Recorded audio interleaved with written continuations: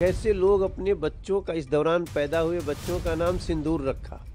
कहीं कोई दिव्यांग व्यक्ति जो जीवन से हार चुके थे और उनकी सूचना हम तक पड़ रही है कि उन्होंने अपने आरी मतलब लोहार का काम सीखा और तो मन की बात हमारे लिए प्रेरणा मन की बात हमारे लिए पुरुषार्थ के बारे में बात की, महिलाओं के बारे में बात की, बच्चों के बारे में बात की, एजुकेशन के बारे में बात की है, संस्कारों के बारे में बात की है, गांव के डेवलपमेंट के बारे में बात की है। तो मुझे लगता है कि पुरुषार्थ के बारे में बात की, महिलाओं के बारे में बात की, बच्चों के बारे में बात की, एजुकेशन के बारे में बात की है, संस्कारों के बारे में बात की है, गांव के डेवलपमेंट के बारे में बात की है। तो मुझे लगता है कि जवानों के लिए, फौज के शौर्य के लिए, सेना के शौर्य के लिए, सेना के पराक्रम के लिए वो हमेशा तत्पर रहते हैं और उनकी तो दिवाली होली सब सेना के साथ मिलती है।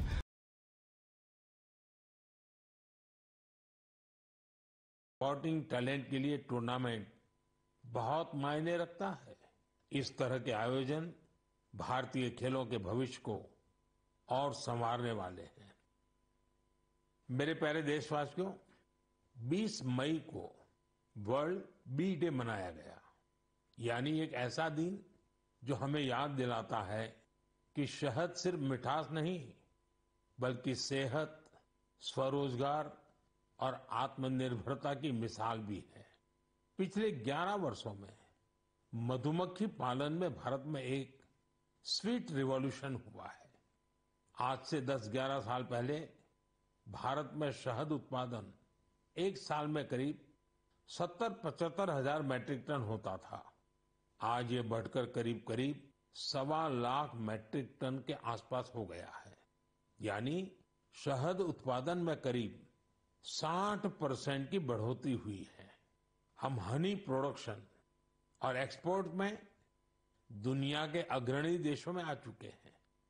साथियों, इस पॉजिटिव इम्पैक्ट में राष्ट्रीय मधुमक्खी पालन और शहद मिशन की बड़ी भूमिका है।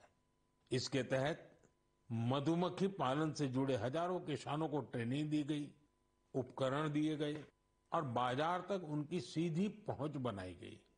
साथियों, अलग अलग किताबें पढ़ें, लाइब्रेरी में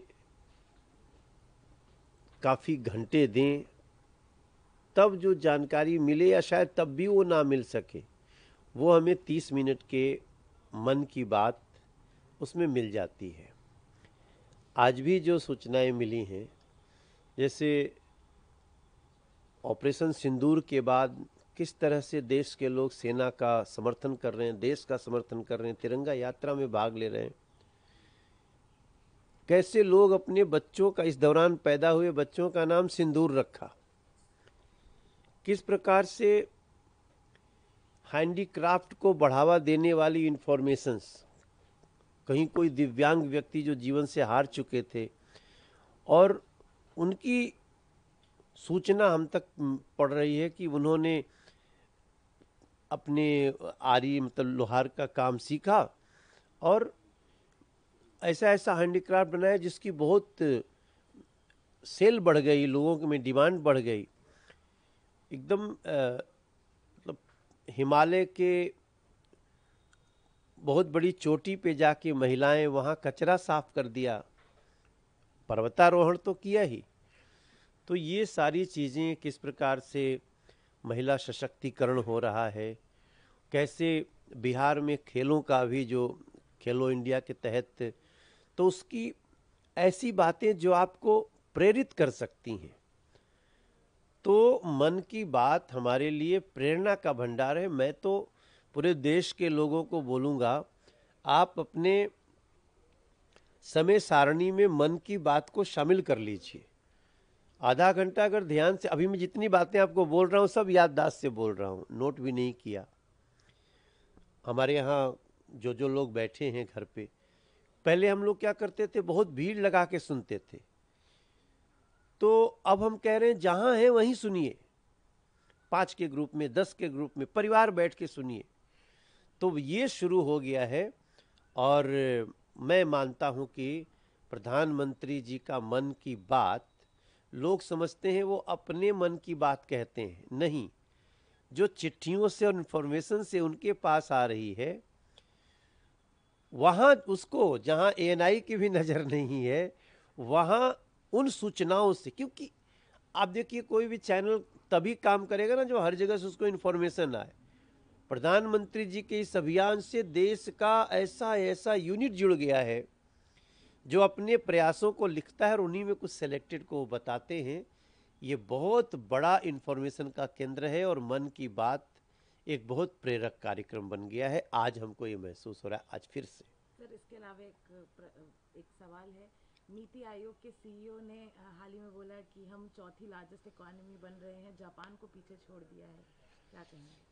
देखिए, हम जब पिछले 2024 का चुनाव चल रहा था तभी हम लोगों ने प्रधानमंत्री जी के मुख से भी और नीति आयोग के द्वारा भी कि हम बहुत जल्दी third largest economy of world बनेंगे। उसमें नीति आयोग का, उनके मुखिया का ये कहना हमारे उस लक्ष्य को बहुत पास आ गए हैं, ऐसा बता रहे हैं। मेरी भी जो जानकारी है, क्योंकि जापान के साथ साथ जो दूसरा देश है जो हमारे आसपास है, उसको भी हम बहुत जल्दी आगे जाएंगे। बस हम उस दिन का इंतजार कर रहे हैं जब विधिवत घोषणा हो कि ये now India is third largest country of this world. Acharya ji, Mann Ki बात आज सुनी गई है, क्या कहना चाहेंगे? प्रधानमंत्री की मन की बात आज सुनी है 122वां एपिसोड। देखिए, प्रधानमंत्री जी ने बहुत ही ऐसी बातों पर जोर दिया है और ऐसी बातों का उल्लेख किया है जो जीवन में बहुत महत्वपूर्ण है, लेकिन हम लोग उसको नजरअंदाज कर देते हैं। खासतौर से उन्होंने टीम का जिक्र किया जिसमें स्वच्छता का अभियान शामिल है। तो ये बहुत बड़ी बात है कि भारत के प्रधानमंत्री हमें हर मुद्दे पर आगाह कर रहे हैं, सचेत कर रहे हैं। ये हमारे लिए सौभाग्य का विषय है कि देश का प्रधानमंत्री देश के अभिभावक के रूप में, देश के मुखिया के रूप में, जैसे परिवार का मुखिया परिवार के हर सदस्य को आगाह करता है, सचेत करता है और वो बताता है कि तुम्हारे जीवन में सुख, समृद्धि और तुम्हारे जीवन में जो खुशहाली है वो कैसे आएगी, तुम्हारा जीवन कैसे सार्थक सिद्ध होगा। तो पूरे भारत के 140 करोड़ लोगों के साथ साथ पूरी दुनिया में जो लोग हैं, स्वच्छता के विषय में उन्होंने बात की। उन्होंने मेहनत के, परिश्रम के, पुरुषार्थ के बारे में बात की, महिलाओं के बारे में बात की, बच्चों के बारे में बात की, एजुकेशन के बारे में बात की है, संस्कारों के बारे में बात की है, गांव के डेवलपमेंट के बारे में बात की है। तो मुझे लगता है कि प्रधानमंत्री नरेंद्र मोदी जी का जो आज मन की बात का ये एपिसोड है, ये हमेशा की तरह भारत को और गौरवान्वित करने वाला है और भारत को और लाभान्वित करने वाला है। प्रधानमंत्री ने अपने 122वें एपिसोड में जवानों के अदम्य साहस की भी बात की है और अपनी युद्ध में जो टेक्नोलॉजी है उसमें भारत जो निर्भर हुआ है उसकी भी यहाँ पे उन्होंने बात की है। वोकल फॉर लोकल को उन्होंने बोला है कि नई ऊर्जा दिख रही है।